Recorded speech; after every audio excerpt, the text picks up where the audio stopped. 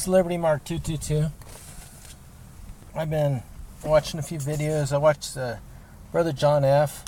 And he was talking about the price of beef and pork, how it's gotten really expensive. I think the cheapest you can buy beef now is over $4 a pound.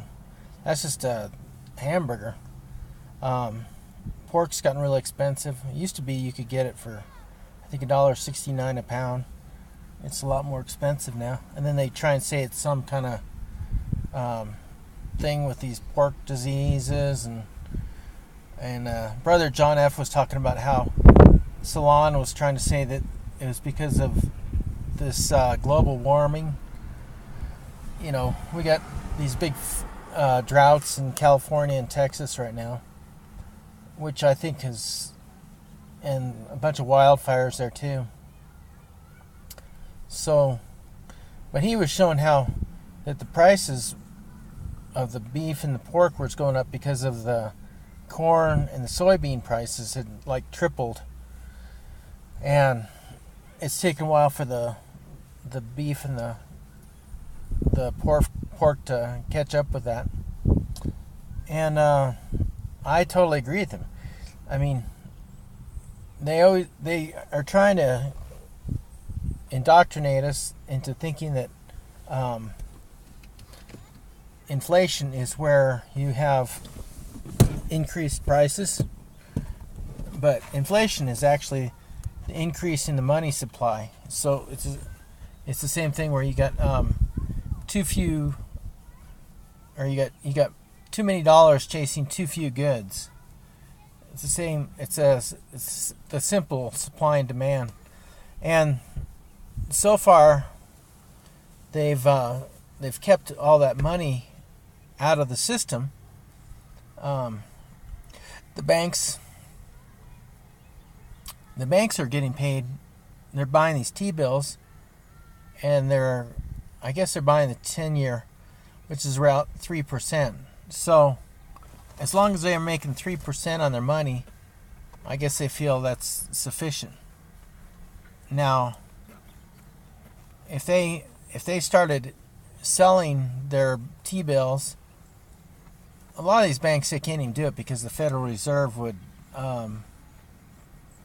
they control these banks too, so they can't even sell their T-bills. But foreign countries are selling their T-bills right now, like Russia.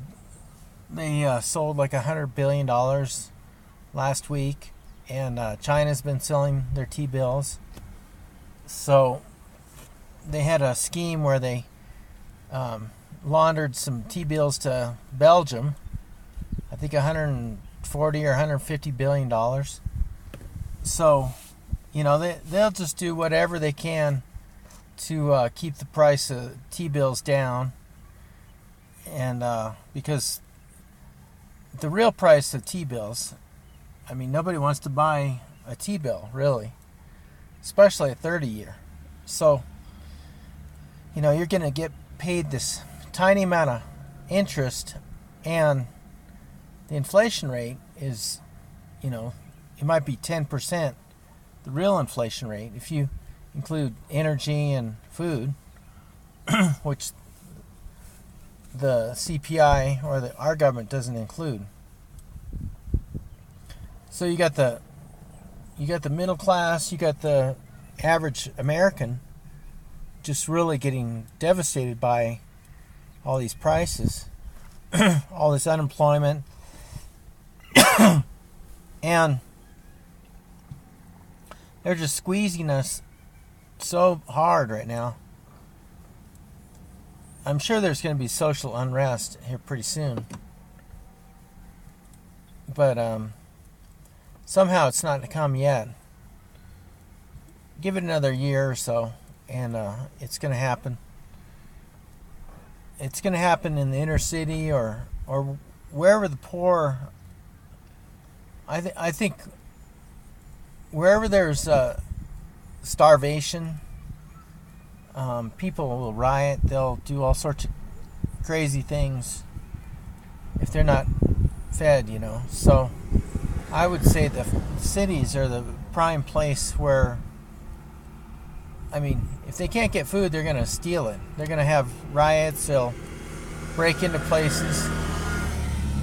The government will try and have price controls, and I don't know what they're going to do, but it's no matter what they do, it's going to be ugly.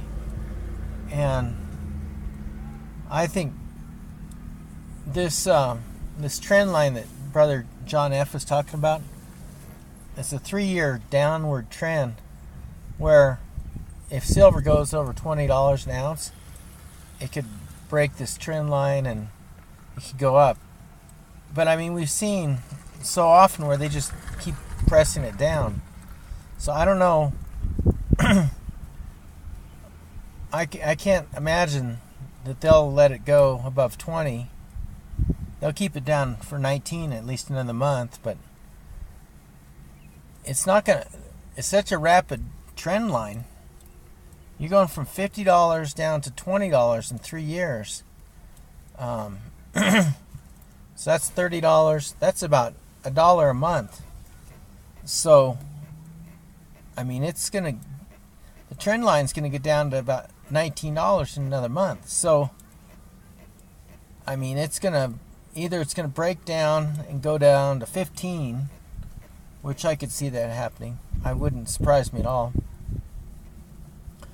But then it's getting to the point now where you can't get junk silver. So I think it's getting really close to the point where there's going to be a divergence from the paper silver and the physical silver. And I mean, you got China and India buying all sorts of silver. You got record number of eagles and Canadian maple leafs getting bought up. It just amazes me how that there's any supply of silver left at all. But it just seems like there is, and it's you just kind of watch and wait. If I wasn't going to Turkey, I would be buying as much silver right now as I could, just waiting. But I got to get out of this country. It's time for me to leave. So, anyway, this is Liberty Mark 222. Thanks.